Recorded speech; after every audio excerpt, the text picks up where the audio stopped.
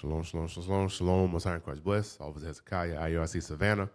And we here chopping it up a little bit about topics relating to our people. You know, if sports is the glory of the Grecians, really, it's not our custom. It's not something we did in our culture, or we picked it up in captivity, specifically the Greek captivity.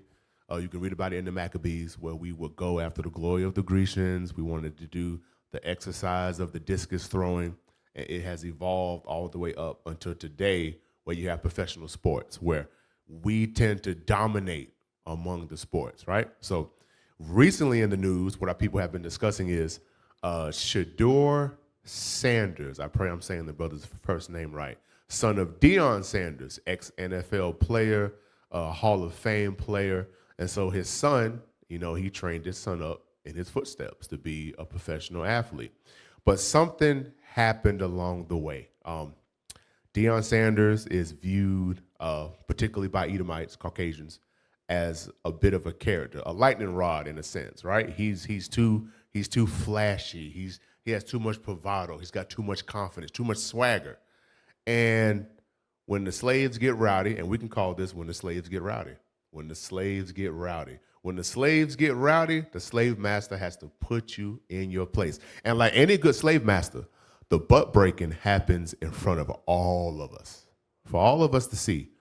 So as much as it is for putting his father and him back in their place, it's also for us to see, so that we don't come in there with that bravado, with that self-value and that self-worth.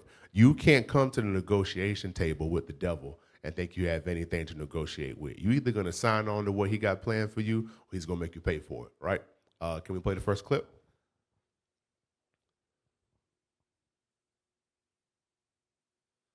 When the slaves buck up, when the slaves get rowdy, you got to remind them, because professional sports, there's even a book called The $40 Million Slave.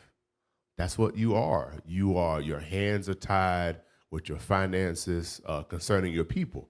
Not your finances concerning foolishness, because just look at Shannon Sharp. Your hands are not tied with finances concerning foolishness. It's tied concerning finances with your people, the estate of your people, rebuilding your people, even talking about your people. Look at Colin Kaepernick. So your hands are tied in these professional leagues to where you can only do so much, even relating to your people openly. So when you're coming in confident, more confident than they want you to be, when you're coming in more minded towards your people or your identity, when you identify too much with your race, you might be a particular problem. They want you to come in and just fall in line. Can we play the first clip? So we're looking at what happened to our brother Shador Sanders, son of Deion Sanders. You know, our prayer is all our people hear the word of the Most High God and they repent. Let's come out from among them. That means even their sports, their games, their customs, their heritage, their clothing, all of that, right? Or else we're going to keep seeing situations like this happen to us, right?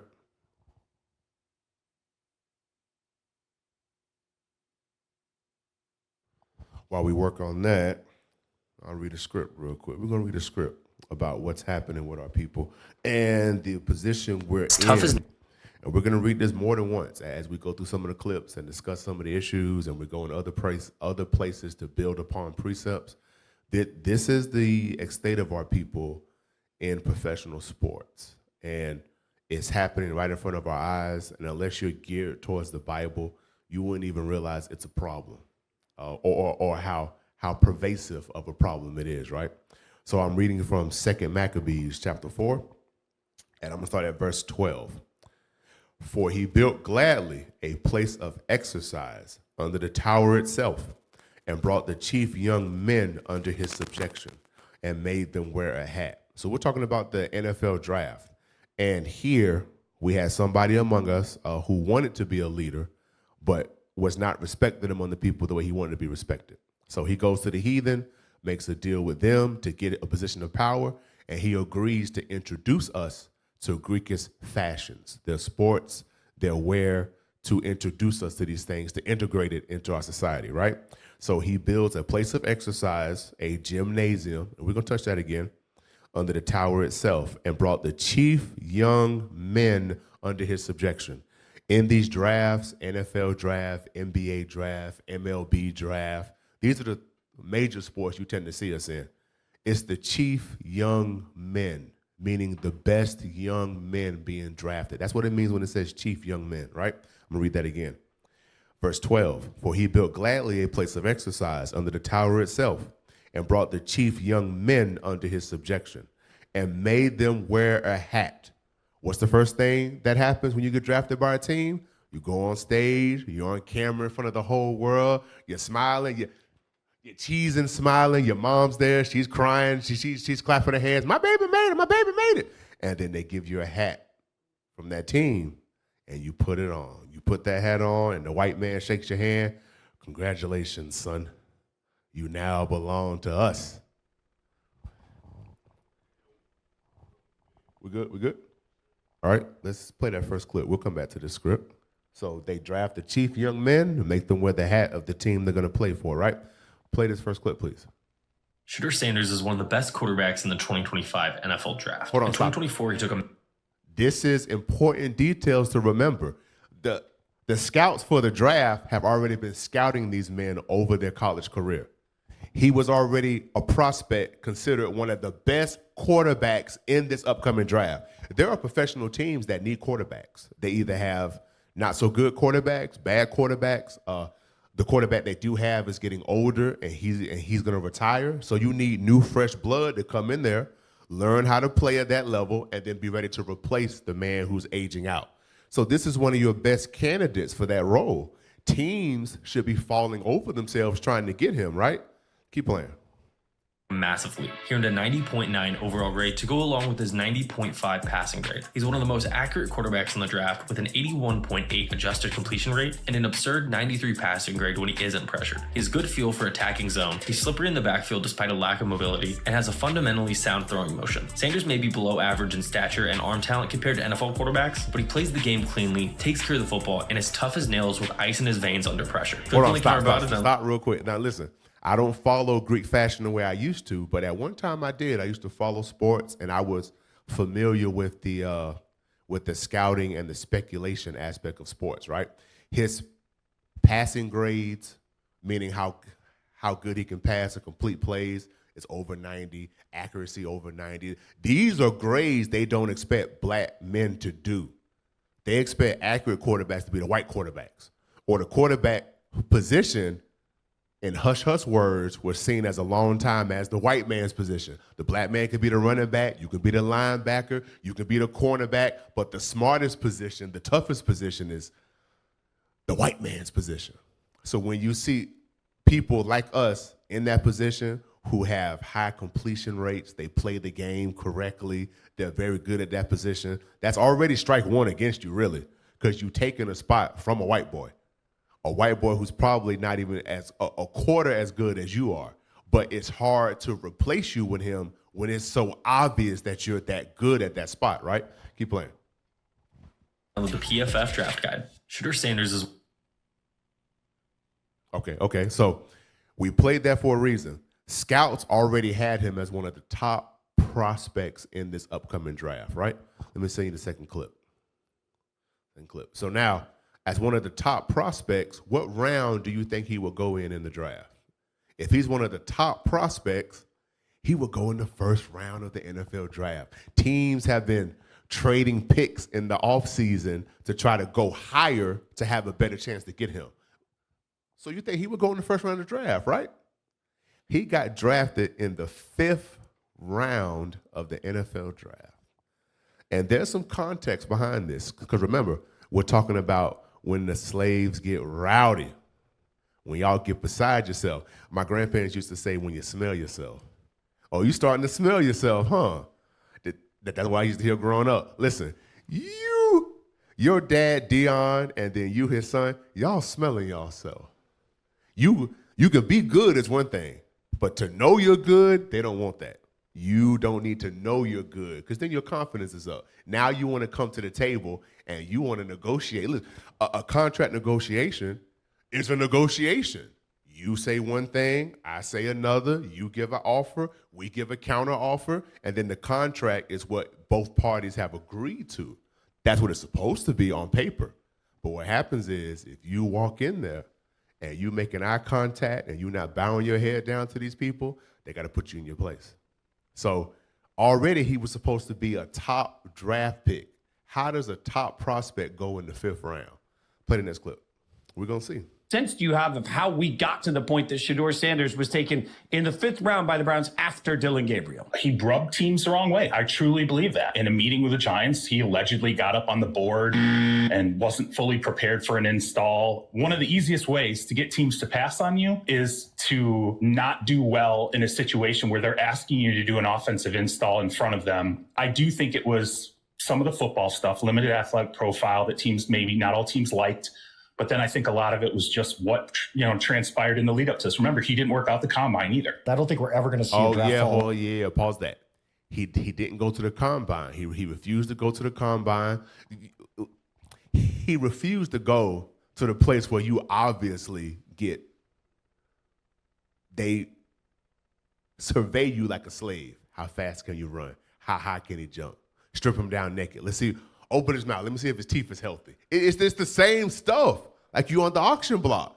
But listen, he was already prospect as one of the top prospects. And if you one of the top guys being looked at, you already have a body of work that's making you one of the top guys. Why do I have to go to the combine and then run and jump just to prove? You already been looking at how good I run and I jump and I pass and do this. Why do I have to be at the combine? Is he going to bow down? Actually, let's read that real quick. I'm going to come back to Maccabees. That's the whole spirit behind this. We're in this land of our captivity under our oppressor, and they're constantly looking for, are we still bowing down spiritually, right? So I'm going to read the book of Isaiah, chapter 51, verse 23. But I will put it into the hand of them that afflict thee, which have said to thy soul, bow down, that we may go over. And thou hast laid thy body as the ground and as the street to them that went over. So spiritually, they want us to bow down to them. Because from a physical standpoint, you're already bigger, stronger, faster on average. You're more athletic on average. So listen, they don't care that you can outdo them physically. That was true in the days of slavery as well, too. They want to get in here in the mind. And you need to show that you give them subservience, that you give them respect, that you see them as God. That's why they gave you a white Jesus. That's why they like it when you're wearing a cross around your neck. That they like these things because it proves that you're somebody they can mold in the head to bow down to them. So now when you don't go through the hoops they want you to go through, come to the combine, do this, come interview with the teams. They say, wait a minute, this slave getting rowdy. He's smelling himself.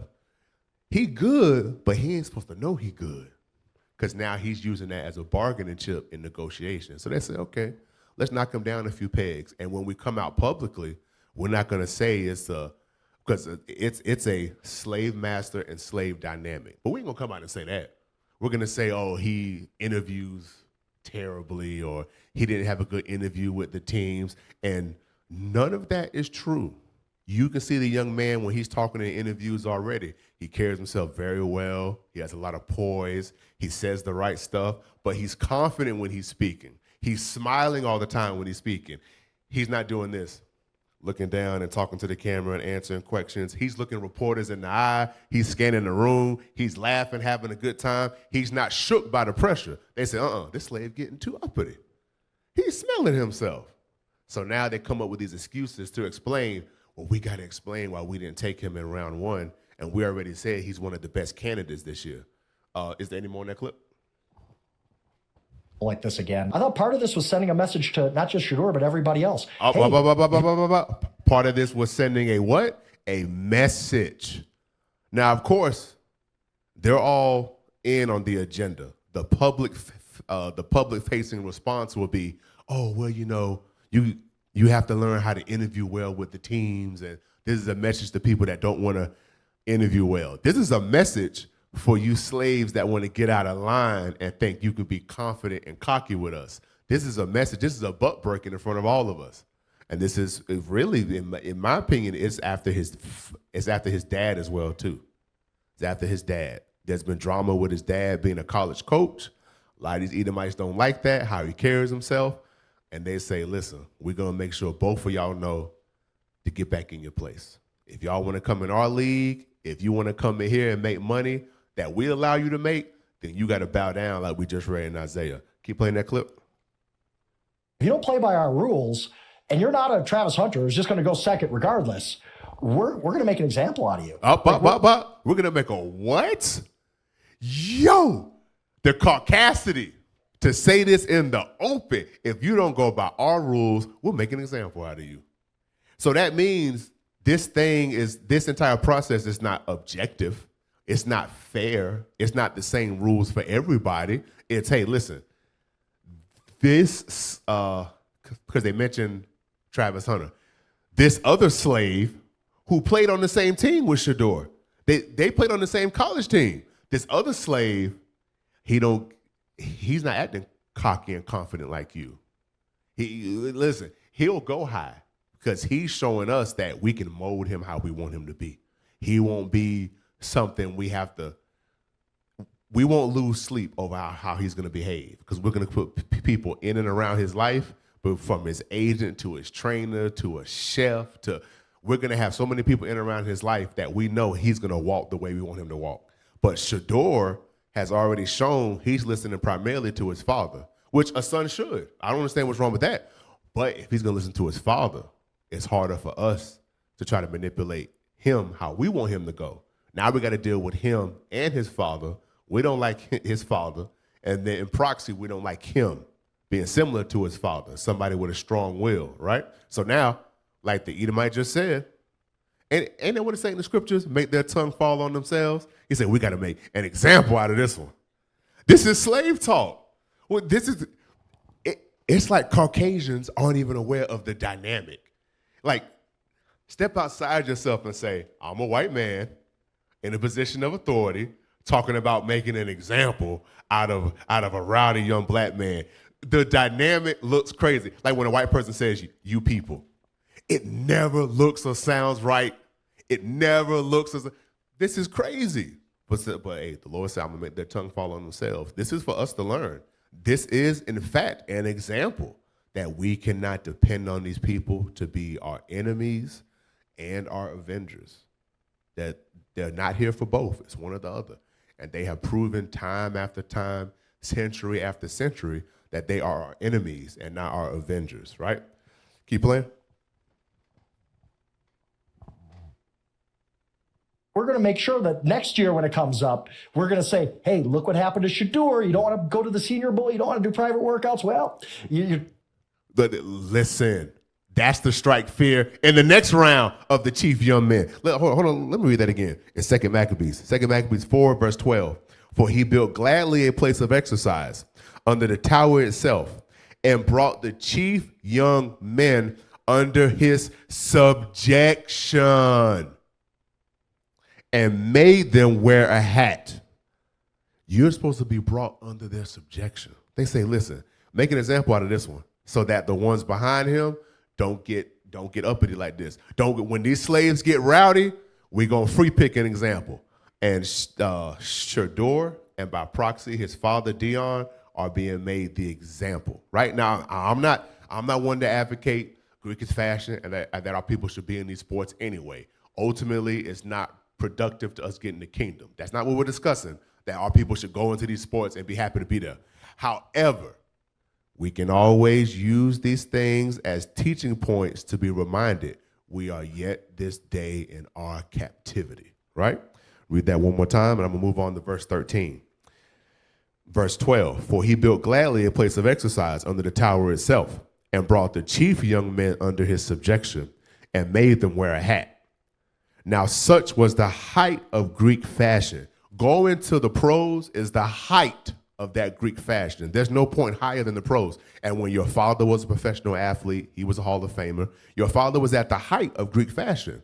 And unfortunately, he trained his son to get to the same point, to the height of Greek fashion. This is what their whole life goal has been.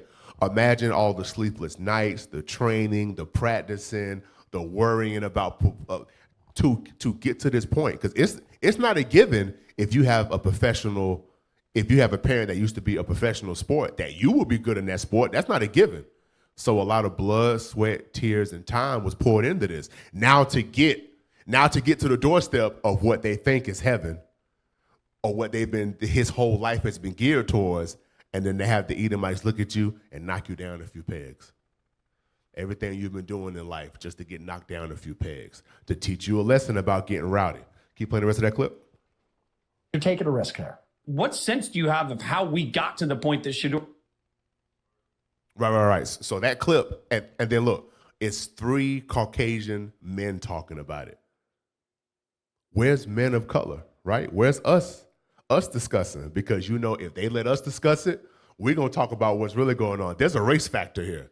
There's a race factor. There's hatred towards his father and his father's behavior, and that has spilled out into the son. They say, no. Let's take 3 good white Jesus-looking Caucasians and let them give. Well, here's why it happened. But in the back of their mind, that Esau still got to come out. We got to make an example out of this one. They love making examples out of us. What about them and the crazy stuff their people do? Listen, I remember when I was watching sports, Tim Tebow was trash.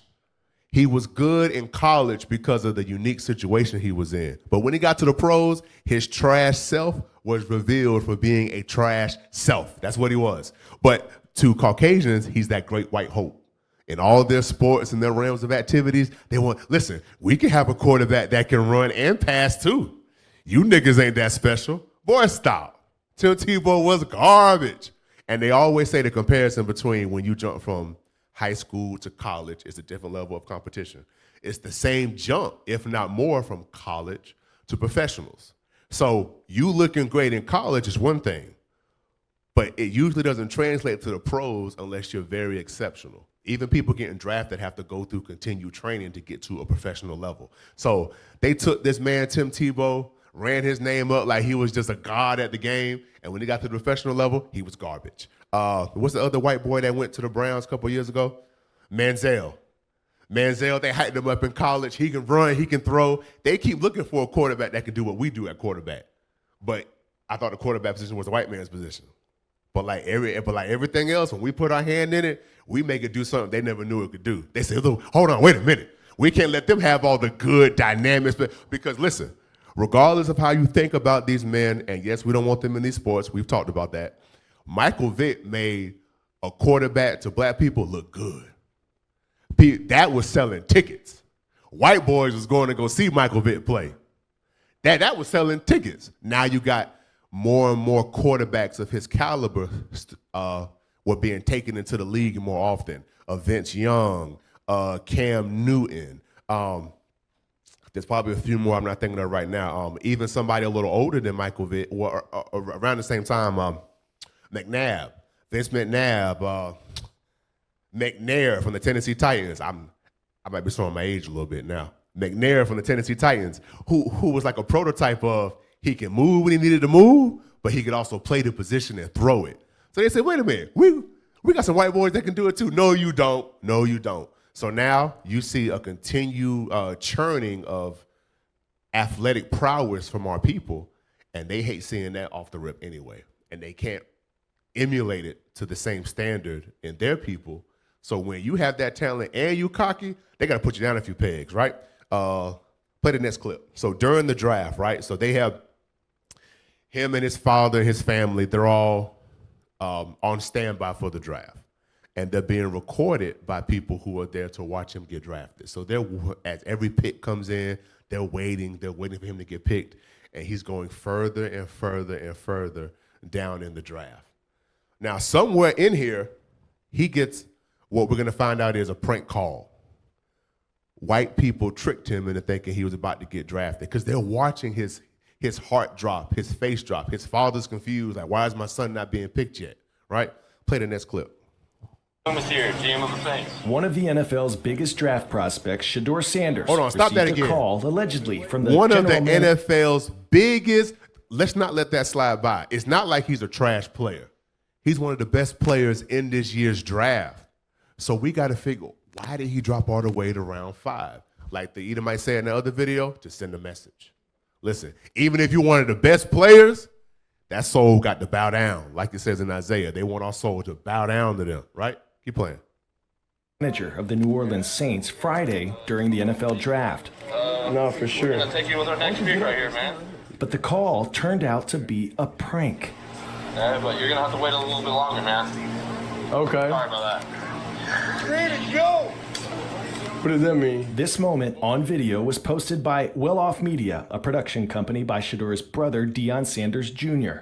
Shador is a son of Pro Football Hall of Famer Deion Sanders, who served as his son's only college coach. He was heavily favored to be selected in the early rounds of the NFL draft, expected to be one of the first quarterbacks off the board. But round after round, he went unclaimed. They want you to have a certain type of reaction to it. They want you to feel immune. You know what I mean? They want you to feel bad. They want you to feel all that. No word on who was behind Hold the on, prank. stop. So they're already aware of some of the mind games going on, that they want to manipulate your response and how you feel about what's going on. So this is another aspect to why they said teach these two a lesson. You can't outplay us at our game. Teach these two a lesson, right? Keep playing. And although Shador was not drafted to the Saints, his friends and family could be heard saying encouraging words. This is supposed to happen, bro. Whatever's happening is supposed to happen. A day after the prank, the former University of Colorado quarterback was drafted to the Cleveland Browns in the 5th round as the 144th overall pick. Mickey Loomis. All right. So when you follow up behind who called him on the phone, it was not Mickey, who is the actual name of the Edomite associated with the Saints. Come to find out, it's the son of, I think, the defensive coordinator for the Atlanta Falcons. So it's the son of somebody in the NFL, which might explain how he got the number, because a part of the confusion was that phone that he used to answer that call, that phone was specifically purchased, a new phone line with a new phone number, specifically for NFL teams to call him, meaning the only people who were supposed to have that number were the NFL teams. So now how does the son of somebody who works for the NFL team even have his number to call and prank him? You don't think that came from the top? You don't think that came from some Edomite that said, let's play with this man's emotions, let's take shots at them in private so that they understand this is the world you're about to enter into, that you and your father have no play other than what we allow y'all to have? Why does this Caucasian son have this new phone number that was selectively only given to certain people to call this man to even prank him? So now, something about the system of slavery. It was not just about the slave master being over you. It was his race being over you. How this random white child is able to kick in on the fun of kicking a young black man when he's down.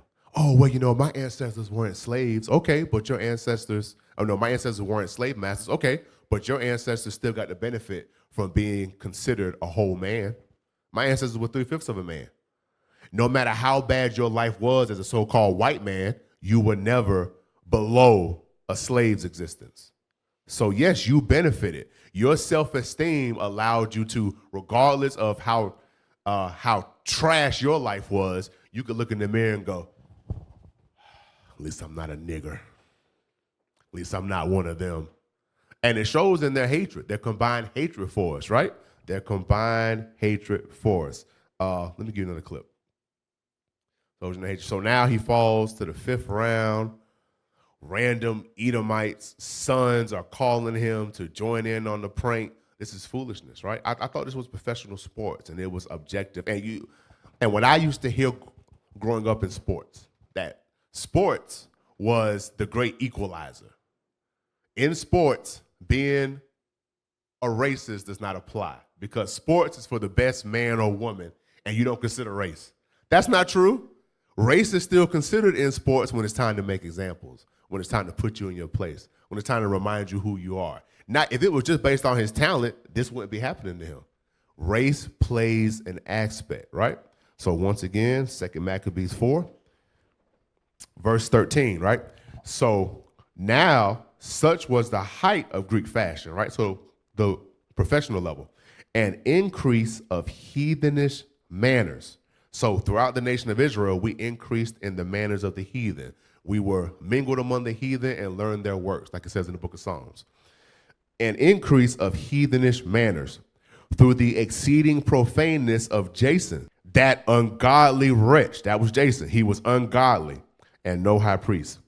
Verse 14, that the priest had no courage to serve anymore at the altar, but despising the temple and neglecting the sacrifices, hastened to be partakers of the unlawful allowance in the place of exercise. After the game of discus called them forth. So back then, that was the game that had us going out there. But listen, when you play that game, you're throwing a disc. Now the thing we want to throw now is the football. That's the game that calls us forth. Go to a park, and I want you to observe how many black men are out there with black boys teaching them peewee football. From the time they're 3 or 4 and able to put on little pads and run with it, these black men are training them up in the way of heathenish manners. But the scriptures say you should be teaching them God's commandments. Hold on, let's get that, Psalm 74. Instead of raising them in heathenish manners, right, like our brother Dion did for his son, the scriptures tell us what you should be raising them in as you get up, as you go by the way, as you come in, as you go out. Our sons and daughters are supposed to know these scriptures, not a hook route, a fly route, not a football play. We're supposed to know these scriptures. The book of Psalms, chapter 78 and verse, I'm going to start at 1 and then jump down to 5. The book of Psalms, chapter 78, verse 1. Give ear, O my people, to my law. Incline your ears to the words of my mouth. The words of God's mouth is his Bible. That's where you find the law. Verse 5. For he established a testimony in Jacob and appointed a law in Israel, which he commanded our fathers that they should make them known to their children. Verse 6. That the generation to come might know them, that our sons would know God's commandments, even the children which should be born, who should arise and declare them to their children. So this is supposed to be what we pass down to our generation. Not I'm a professional athlete, I'm going to train you up to be a professional athlete, and then your son after you will be a professional athlete. I'm going to keep reading. Verse 7, that they might set their hope in God, not in the NFL, not in the NBA, not in the MLB. We should set our hope in God. That's what we should have been teaching our children. But instead, we're teaching them the glory of the Grecians, the height of Greekish fashion. And you see it with other athletes who we know. These men, they either desired a son to follow in their footsteps, or they regret that their child is not performing as well as they did in sports. For example, Kobe Bryant, we know the way he raised his daughters, he wanted a son. He wanted a son, and he wanted that son to follow his footsteps into the NBA. Dwayne Wade, come on, you ain't gonna tell me Dwayne Wade didn't want his son to be a baller.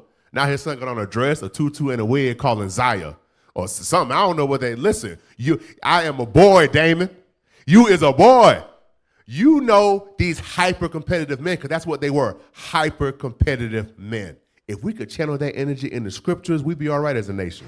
These men were hyper-competitive for that chosen sport. You know they wanted their son to follow after their footsteps. You know Kobe, I'm not saying he didn't love his children, but you know he wanted a boy, and to make that boy Kobe Jr., Little Bean Jr., you know Dwayne Wade wanted his son to be putting balls in the hoop, not balls in the poop. I'm sorry. I ain't sorry. It's against the scriptures. You got to change that abomination. But you know they wanted their children to follow after them in these Greekish fashions. But the scriptures say you're supposed to raise them up in the law and the testimony that the hope will be in God. So now if the hope is in God, they wouldn't give a damn about going in the first, second, third, fourth, fifth, sixth round. It don't matter what round they go in, because that's not the purpose of their life. But you train them up in the glory of the Greek fashions, and now we're seeing this example be made in front of all of us, right? Keep playing that clip. All right, the Shador Sanders situation is sort of crazy right now. Never did I think he'd be the 5th, 6th, 7th quarterback taken out of this draft. It's wild, but he is in backup territory right now, and that is the most interesting thing to me. I was a backup for 14 years. This is something I can speak on. When a team is signing or drafting a backup quarterback, the number one thing that a backup quarterback needs to do is he needs to help the starter in any way possible. Can Shedeur do that? Is Shedeur willing to do that? These are the questions that teams need to ask. The other thing is Shedeur's going to want to start. He should want to start, okay? But with that comes a media storm around you. What team is willing to take on that media storm? They better have a starter who is entrenched and knows that he is a starter, is a confident starter. That's one thing. And the second thing for a backup quarterback, you have to be ready to play on any given day. You never know when the starter is going to get hurt. You are out there in practice. You're not developing, okay? Some teams have a developmental plan, but as a backup quarterback, you're running the scout team. So you're running the Right. Hold on, pause it. He's explaining it, but he's right. There's an entire professional world. When you're in practice, here's how teams practice for what's coming, right? So your first string will be the players who go out and they're getting the real practice in for the real game. But who are they practicing against? The second and third string who are behaving like the opposing team they're going to face, right? You're not getting real reps with the team you work with because you're having to play like the other team. You're having to play like, so say the Browns are going to face the Ravens. Well, Shedeur Sanders is a backup quarterback now for the Browns, but he doesn't get to play with the Brown playbook. He'll have to play with the Ravens playbook to give the first string quarterback a good look at what they're going to be up against or the defense. He doesn't even get a chance to really grow in his role because he's not getting priority preference to grow in that role. Keep playing that clip. Team's offense. You're not even getting to practice your own offense. Sure, in training camp you can, OTAs you can. These are all the things that teams are going to be thinking about on Saturday in the 4th, 5th, 6th, and 7th round. It's going to be wild.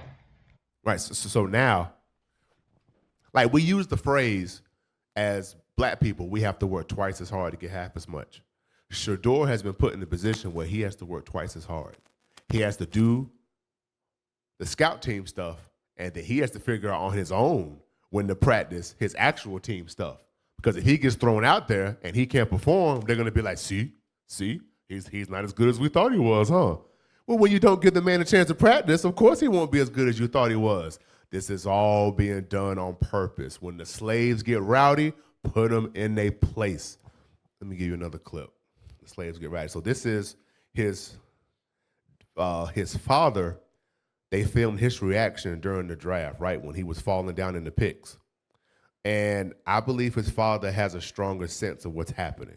But something about our people can't find it in their vocabulary, in their strength of character to say, white people are evil as hell.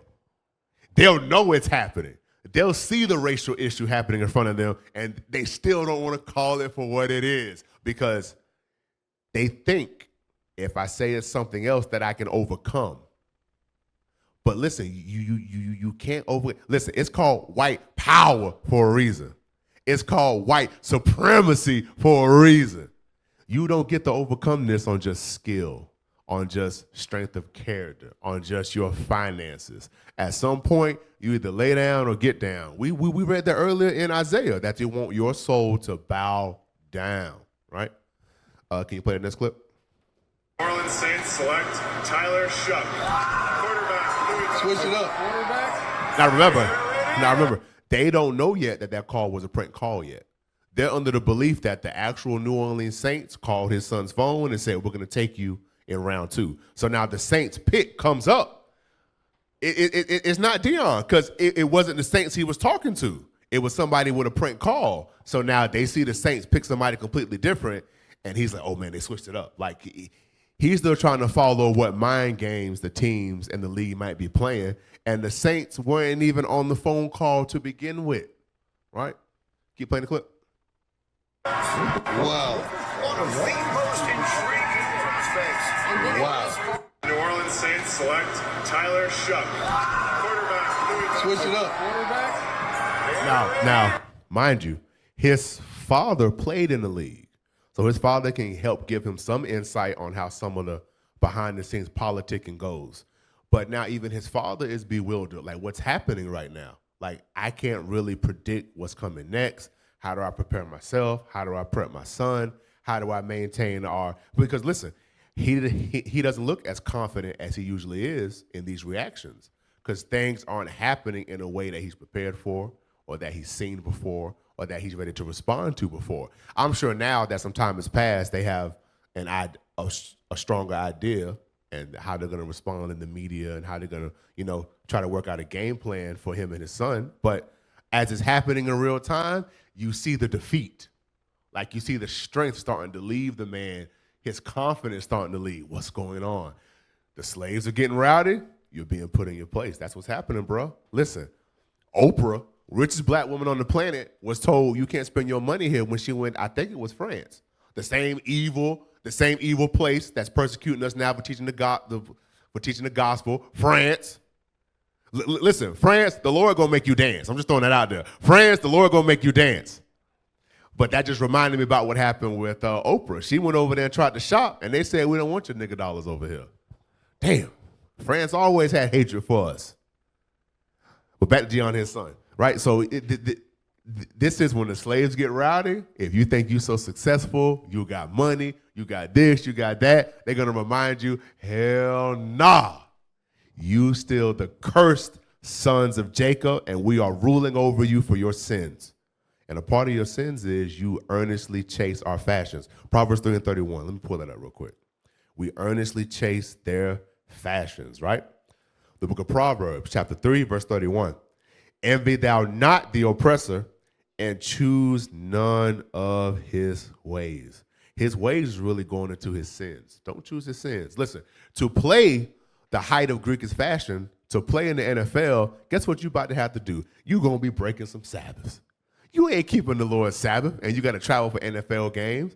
You ain't keeping no new moons. You ain't keeping no high holy days. You're not doing that. You ain't keeping no dress codes. You ain't got no fringe on that uniform. You ain't got no boredom of blue on that uniform. Listen, they don't care about your dietary. They going to give you all type of unclean foods to eat from. Talk about, see, brother, eat the shrimp. It's got the highest amount of protein. It'll make you good. The shrimp is unlawful. Want no damn shrimp? Listen, to stay in there, it's going to be extremely difficult for you to participate in the height of Greek fashion and keep God's laws. These things are diametric to each other. They're opposed to each other. To stay in Greek fashion, some way, somehow, eventually, you will break one of God's laws to be there. It's designed for that, right? So Proverbs 3:31, envy thou not the oppressor, and choose none of his ways. And what happens is you can't out Esau. What does Bishop say all the time? Bitch, I'm a snake. You cannot out-snake a snake. You cannot snake a snake. Pull this up real quick. Go on Google. Do Shedeur Sanders NIL. And then we're going to look up his NFL contract, right? So over the past few years, like I mentioned earlier, I don't follow sports the way I used to, but I remember there was a time where college athletes couldn't get paid. It was a violation of their contract, their school attendance, being a student athlete. They couldn't get paid. Things have changed now. College athletes can get paid. They can sign deals.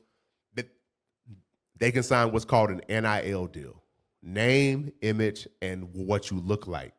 You can charge or you can be paid for the colleges using your image on their advertisement if they sell your jersey, and you can get paid for these things now. So college athletes can get deals, and they can be paid while they're being a college athlete. Because he went from round 1 to round 5, how you get paid in the NFL is, or in all the sports leagues, the higher up you go, the higher your beginning contract is. The lower you go or the more rounds you fall in, the lower contract or the lower max contract you can be offered. So some of the prospects was if he would have went as number 1, number 2, or the number 3 in the NFL draft, the rookie contract he was looking at hypothetically was between $50 and $60 million over the course of like 4 or 5 years. I believe your rookie contract can only go so far because you're a rookie. So you can't sign a 10-year deal right out the gate. So whatever deal he was going to sign, the estimation would have been $50 to $60 million about. But because he was drafted in round 5, the deal he signed is worth $4.6 million over 4 years. So that's 1 point whatever and some change million, which mind you is still a lot. Listen, I'm deciding now what bill to pay and what bill not to pay. I'm not saying $1 million ain't a lot of money. However, because the slaves are getting rowdy, they say, listen, you don't get $55 million anymore. You get to go all the way down to $4.6 million. But let's look up what he was making in college. This was to set an example. Like the Edomite said earlier, we're going to make an example out of this one. Can you put it on the screen? So, Shedeur Sanders, his NIL contract while he was playing in college, the valuation was $6.5 million. Now, you would think if you go from college to the pros, you're making more money. What's his contract now in the pros? His contract, his new NFL rookie contract, is estimated to be around $4.6 million over 4 years, less than his NIL earnings at Colorado. How you get a promotion and get a pay cut? Because when the slaves get rowdy, we're gonna give you the promotion because it'll look crazy if we don't. If we don't draft him into the NFL, we ain't got no worldly reason to explain why we didn't do that. It's gonna be obvious we hate these niggas. But we ain't got to give you no max contracts. You going around 5. You're gonna get a promotion to get paid less. The hell is this? That's bow down. They're gonna make you bow down, right? Let me read 2nd Ezra again. No, 2nd Maccabees. 2nd Maccabees 4. I'm at verse 15 now. Not setting by the honors of their fathers, but liking the glory of the Grecians best of all. Interesting. The glory of our fathers, the honor of our fathers are these scriptures, what we read earlier, that you shall teach them and they'll teach it to their children and so on and so forth. We didn't sit by this. We didn't sit by keeping the Sabbath. We didn't sit by honoring our holy days. We didn't sit by the dress code. We didn't sit by the grooming standard. We didn't sit by the nation building of Israel. We didn't sit by not to make any covenant or agreement with these nations. We didn't sit by none of that. We sat by, let's go get a piece of that dollar bill, y'all. And we chasing the bag. But when you chase it, how you chase the bag? You can't get the bag from a burglar. The burglar the one with the bag. He ain't about to let you have the bag. It's his bag. He gonna give you some crumbs out that bag. It's his bag. Hold on. Deuteronomy 28. Deuteronomy 20. It's his bag. Your bag is supposed to be this Bible. Your treasure is supposed to be in here. This is what you're supposed to be running for, this Bible, to get the kingdom, right? Deuteronomy 28 and verse, let me see, because we chasing their bag. Deuteronomy 28, verse 43 and 44. The stranger that is within thee shall get up above thee very high. You know how high they'll get up above us? That they have the only league for you to play in. Because there used to be a Negro league. No. It's only their league now. The height of Greek is fashions. You have to go through them to achieve that upper echelon you've been chasing your whole life, right? The stranger that's within thee shall get up above thee very high, and thou shalt come down very low. He shall lend to thee. That contract is really a loan, because if you don't perform according to the parameters of that contract, you get cut. You don't get the rest of that contract. He shall lend to thee, and thou shalt not lend to him. He shall be the head, and thou shalt be the tail. This is for our disobedience to the Most High God. I'm going to read that. Deuteronomy 28, verse 15. But it shall come to pass, if thou wilt not hearken unto the voice of the Lord thy God, to observe to do all his commandments and his statutes, which I command thee this day, that all these curses shall come upon thee and overtake thee. We just read a curse in verse 44. He shall lend to thee, and thou shalt not lend to him. He shall be the head, and thou shalt be the tail. Listen, when the slaves get rowdy, they say, listen, make an example out of him, his daddy, put it on camera so that the next group, he even said it, that the next group coming behind understand. You got to get in line. Actually, look up the brother that went high. Travis, what's the brother's last name? Travis Hunter. Look up Travis Hunter, right? Because they played on the same college team. And the college team was successful because of a team effort. So you got one of the top quarterbacks And then Travis Hunter also played on that team, right? So Travis Hunter gets to go. I think he went number 2, right?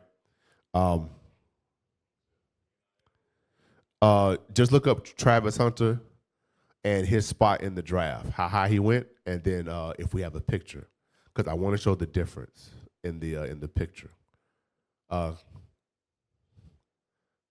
Travis Hunter. Travis Hunter drafted by Jacksonville Jaguars with 2nd pick. Listen, I'm 40. Jacksonville Jaguars ain't never been a team worth a damn. Hey, listen, this ain't nothing worth to celebrate. I be looking like, are they winning anything now? I don't know. I don't follow sports like that. But when I was growing up, the Jaguars, you better put a brown bag on your head talking about you a Jaguars fan. The hell is this? Right. So now, well, see, if Jacksonville had the 2nd pick, they obviously had a bad they had a bad year last year, because usually the teams with the higher picks are the teams that had the worst performance last year. So I ain't even watched football, and I don't know how long, and the Jaguars are still garbage. The height of Greek fashion is garbage. Okay, anyway, side note. Travis Hunter goes to the Jacksonville Jaguars. Put that picture up again. Let's see the difference in how Travis Hunter looks. Listen, we don't like to talk about race and color, but come on, man. You know race and color deal with things. And I ain't trying to down my brother. But Travis Hunter got a look about him. Look at that look. Make that picture big. He's showing all his teeth. Make the picture big. Jesus. He's in a pink jacket, just a cheesing, just a grinning, showing all his teethuses. They say, yeah, this one right here, yeah, he can go number 2. He can go number 2. He'll jump through whatever hoop we want him to jump through. We'll build him into the perfect slave we want him to be. He'll be the perfect $40 million slave we want him to be. Put that picture up again. I ain't trying to down the brother. I know he had something going on earlier with, I think him and the girl are engaged now, his fiance, and there was some drama over that earlier in the year too. Listen, well, all we can do for our people is pray for them, hope they hear the message of the gospel, and they have a way to pull themselves out of the life they're being entrenched in, right? So this is not the down any of these men. It's not the down Shador. It's not the down his father, Dion. This is not the down Travis Hunter either. We're just showing the dynamics of what's going on. What behavior from the slaves gets approved and what behavior does not get approved, right? So put that up on the screen again. His behavior is being approved. He's a chief young man. He's one of the best players in the country for this year. I think he won the Heisman too. So the Heisman is the award they give to the overall best collegiate player for the previous year. So he earned the vote for being considered the best player out of college last year. So I got to point out the pink jacket. He has a big wide smile on his face. He's happy to be there. He's holding up the jersey. He's happy to have the name Hunter on the back of his jersey. And Hunter's not our name. Hunter is Edomite name. And Esau is a hunter according to the scriptures. The irony here, you're running around with the name Hunter on you from the Edomite who has hunted your soul. He's hunted you to play in his league, to make him money. My father told me when I was growing up, he said, whatever somebody will pay you, ask yourself what they're making off of you. Whatever somebody's willing to pay you, what are they making off of you? So if a team is going to pay an NFL player tens of millions of dollars, that gives us an idea of how much they're making off that player. So whether it be through name, image, likeness, merchandise, ticket sales, and that they're making enough money that it's worth the investment to say, yes, let's bring him in here. We'll make money off of him being here, and we'll give him a little bit of the crumbs. We'll give him some crumbs, right? So they'll make money off of him being in there. Pull up another picture of Travis Hunter, and then we'll get a picture of Shador, and we're going to see the difference. It was an interview I saw with Shador Sanders, and he wasn't sitting down during the interview. He was standing up. They don't want you to stand up and look them in the eye. They don't want you to stand up and be over them. They say, this slave right here is Rowdy. We're going to make an example out of this one. The other one who behaves, yes, sir, master. I'll be glad to come to this team, master. Where you want me to run, master? They love those characters. They want you on their teams. You will be molded into who they want you to be, right? Can you pull up another picture, please? Look at the screenshots they called him my brother. Because make no mistake, he is still our people, right? He's our people. And at some point, perhaps even some of us were in these similar positions. So perhaps it's not for professional sports. It could have been for the corporate world. It could have been for entrepreneur reasons. You could have been in the medical field. And we ourselves have also been in these positions where we unknowingly played the fool or we played the house slave, right? But like the scriptures say, you shall know the truth and the truth shall set you free. Let's read that real quick. The book of John, chapter 8, verse 32. We shall know the truth and the truth shall set us free, right? The book of John, chapter 8, verse 32. And ye shall know the truth, and the truth shall make you free. The truth of this Bible, God's law, statutes, and commandments, the truth of your identity, the truth of who you are as a race, the truth of how we should live our life and what we should be doing will make us free from being wrapped up in these issues of running behind professional sports, of having to get your name drug in the mud, of having to be essentially shamed in front of the whole nation, particularly in front of your people. This is always a thing with Esau. He wants to embarrass the famous of our people in front of the rest of us. Now, like in the words of Malcolm X, it's not ideal that we're the race where athletes, musicians, comedians are considered our leaders. And even then, they make sure to shame and embarrass them people. So one, these aren't people we should be lifting up as our leaders anyway to speak for us. It should be the men of God. It should be the prophets that go across the earth to wake up the 12 tribes. It should be a Bishop Nathaniel, Bishop Yalsa, Bishop Kanai, the deacons of IUIC, the captains of IUIC, the officers, and so on and so forth, who were learning from mighty men who have been sent back on the earth by God to raise up the people. It should be other prophets who may not be within this particular camp, who are also doing the Lord's work. Those are the people who should be known as the leaders of the people, who a microphone should be in front of them to speak, because they're going to speak God's words into this valley of dry bones. But they put the mic in front of our comedians and our athletes who are okay with our dead estate as a people. They're okay with it. They're okay with the estate as long as they're making their little bit of money or they're carving out their niche of money in this society, right? But the scriptures warn us to not trust in uncertain riches. 1 Timothy 6. Because his stock in the draft, that was uncertain riches. You might go in round 1, you might go in round 5. You might go in round 2, you might go in round 7. And depending on where you go, decreases the valuation of your contract. That sounds uncertain to me. If you told me, depending on how hard I go or how often I go to work, will increase or decrease my paycheck, I probably don't even want to show up for a job like that. Say I show up and still work 40 hours. I should get paid for a 40-hour check. But you say, well, that's not exactly how it goes. You know, it depends on your shift. Like if your first shift, second shift, third shift. See, if your first shift, you'll get paid your full hourly wage. But if your second shift, you only make 75% of your hourly wage. And if your third shift, you only make 60%. You know? Oh, well, then why would I ever want to go third shift? Or why would I ever want to go second shift? I want to be first shift. So if going in the first round gets me the most money and I have the talent to be considered a first round prospect, why you think I would be happy with being drafted in the 5th round? It's to make my soul bow down. It's to teach me a lesson and to try to teach my people a lesson, right? 1 Timothy 6. 1 Timothy chapter 6, verse 17. Charge them that are rich in this world, that they be not high-minded, nor trust in uncertain riches. Uncertain riches is your contract, your professional contract decreased depending on where you got picked at. And a part of your decrease was not even your ability to play. It was what you say.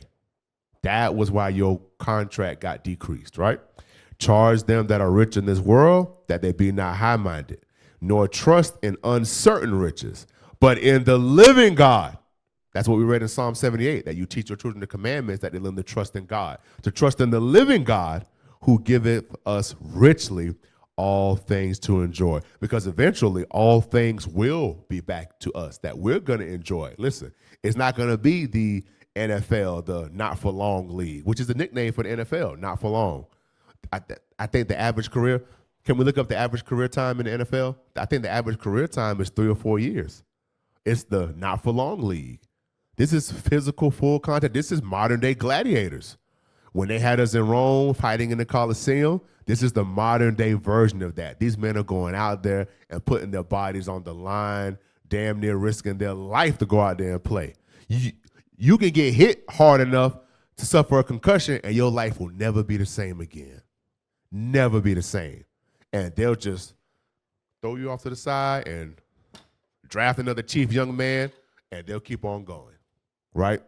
I used to work with the older female, and she's Gad. Now that I think about it, it was an older female. She was a Gadite, and she gave me a tip when I was like 20 or 21, and she told me, whenever you take a job, never kill yourself for people that won't show up to the funeral. Never do that. Always put in perspective how hard you're working and who you're working for. Don't kill yourself for people that won't show up to your funeral. If he drops dead or suffers a critical life injury playing in the NFL, is the NFL going to tend to him for the rest of his life? So whether it be through a player account, retirement savings, are they going to tend to him? Is it worth risking your life and your body for, or are they going to throw you to the side and say it was your responsibility to be prepared to be in a critical injury and take care of yourself for the rest of your life, right? Average time in the NFL. Yep, there it goes right there. The average length of an NFL career, the not for long league, is 3.3 years. However, this statistic includes players who don't make the 53-man roster, which can skew the numbers. For players who make the team's opening day roster, the average career length is closer to 6.1. So what they're saying is if you're on the first string, your average career is about 6 years in the NFL. That's not long. By the time you get in there, by the time you get trapped up with women and baby mamas, by the time you spend your money incorrectly, by the time you didn't pay none of your damn taxes. So by the time you retire, the IRS go, you ain't pay no taxes. That's not long enough to have anything left. You will be broke, and more broke after you're done. And what did you do it all for? What did you benefit from? What did your people benefit from, right? Except now, all we get to see is this slave that got too rowdy. Him and his father got too rowdy, and they got to be made an example of in front of all of us to remind us that we're yet this day in our captivity. Let's read that real quick, and we'll close out on that. I want chapter 3, verse 8. The book of Ruth, chapter 3, verse 8.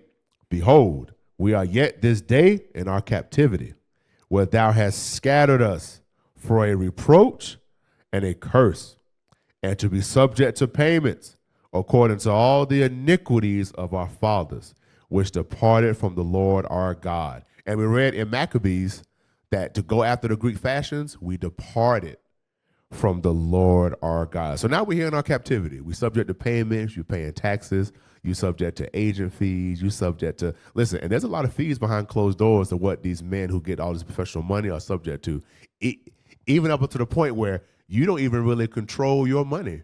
If you go to the bank and try to take out too much money at one time, they say, hey, hold on, wait a minute. Who authorized this? What you need it for? Is that really the life we want to live, uncertain riches, or do we want to dwell richly in these scriptures and put our trust in God, right? So like I mentioned earlier, this class was not to make fun of any of our people in these situations, but it's to point out the reality of what's going on around us and using the scriptures to prove that we got to repent and come back to the Most High God, right? And so with that, say shalom.